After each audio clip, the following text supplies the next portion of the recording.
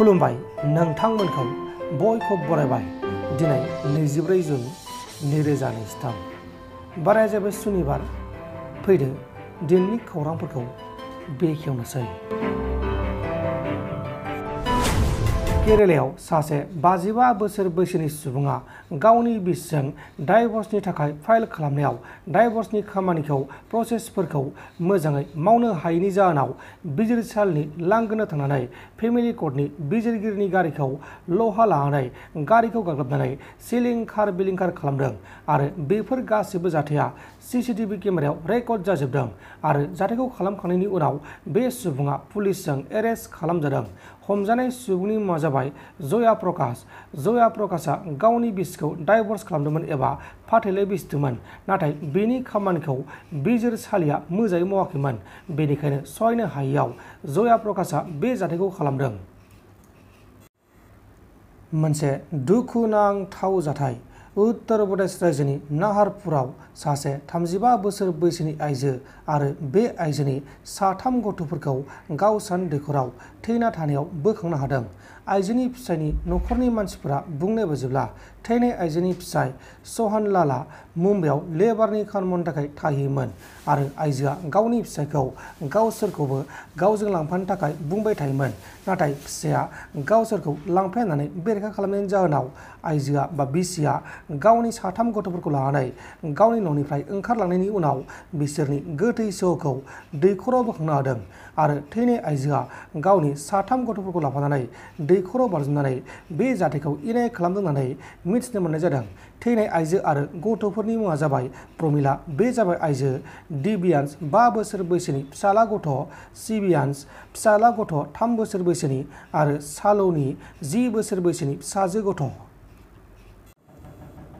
गुवाहाटी नोगोरमानि सिङाव थानाय हाथिगावआव सासे 43 बोसोर बैसोनि सुबुङा फुंबिलिनि समाव मर्निं वाक खालामबाय थानाय समाव गंसे ड्रेनाव हरखाबै गोलैनानै फिस्लायना गोलैनानै अबथिरायै जिउ गोमादों। थैनाय सुबुंनि मुङा जाबाय नरेन चौधुरी, धुबरी डिस्ट्रिक्टनि थागिबि आरो नरेन चौधुरीया गुवाहाटी नोगोरमायाव भारा न'आव थायोमोन। मन्दिर खुलुम थांनानै 9 सुबुङा अबथिरायै जिउ गोमाबाय। मोनसे गिख्रंथाव लामानि जाब्रबथाय जादों। बे गिख्रंथाव लामानि जाब्रबथायाव गोबां सुबुङानो बिखा हमनो गोनां जादों। उत्तराखन्ड रायजोनि सिङाव थानाय पिथौरागढ़आव गंसे SUV गारिया मोनसे नाला बायदि गोथौ हाखराव हरखाबै गोलैलांनानै गारियाव थानाय गासै 9 सुबुङा अबथिरायै जायगायावनो जिउ गोमादों आरो गुबुन 2 सुबुङा बे जाथायाव गोब्राब जोखोम जादों। बे समाव जोखोम जानाय गुबुन 2 सुबुंखौ फाहामसालियाव गाज्रि थासारियाव थेहां थासारियाव फाहामथाय होगासिनो दङ आरो बे SUV गारियाव गासै 11 सुबुंफोरा दावबायगासिनो दंमोन, नाथाय लामा ससेयाव अबथिरायै जिउ गोमानांगौसो जाबाय।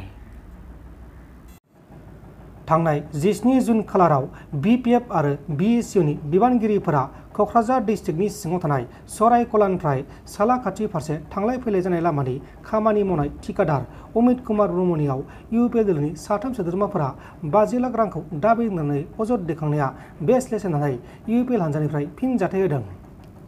बिथांमोना मोनसे एलार्जि फिल जादों जे जोंखौ बोरैबा बे मोनसे जायगानिफ्राय एसे सेदलि बेदलि खालामनो हायो नामा, बे मोनसे सेस्टाखौ बिथांमोना खालामदों होननानै आं सानो।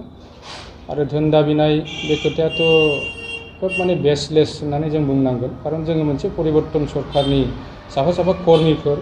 जोङो ओनसोलावहाय साफ्रोमबो मानसिफोरखौ समान मोनथाय आरो मोनसे मोजां न्यायखौ होनायावहाय जों बिसास खालामनानै खामानिखौ मावो। दा जेखियानो जाया बिथांमोनहा जे बेबायदि बेसलेस खोथाखौ बुंदों, बिनि सायावहाय जोङो हयथ' जोंनि दोलोनिफ्राय आयेननि बेबस्थाखौ थाबैनो लागोन। आरो बेनिफ्राय सरायकला रड बे जिनिसखौ बावहाय ओरैबायदि मोनसे खोथा जादों जे जिनिसखौ बिथांमोना बुंथावामोन। हयथ' बिथांमोना कन्ट्राक्टरबो नङा बा जेबो नङा। जुदि बे एलिगेसनखौ लाबोयोबा कन्ट्राक्टरफोरासो लाबोनो हागौमोन, नाथाय बिथांमोना मा मोनसे इन्ट्रेस्ट दं नोंथांमोना हयथ' साफ्रोमबो रायजो राजाफ्रा बेखौ बिजिरनानै नायगोन होननानै आं सानो। बिथांमोना कमप्लिटलि मोनसे राजनिति बावहाय मोनसे परिबेस क्रियेट खालामनो थाखाय बेफोर खोथाखौ बुंदों, जों बेखौ बयबो मोनथियो। आरो बे लामायावहाय जे 50 लाख जे दाबि खालामगोन जोंनि सरकारनि साफा मावथिफोरा, बे एखेबारे जाथाव नङा। नोंथांमोन दिननि खौरांफोरा बेखिनिल'मोन। बेखिनिसिम नायनायनि थाखाय नोंथांमोननिसिम रोजा रोजा साबायखर। गोजोन्थों। एसेनोसै। जय बर' हारिनि।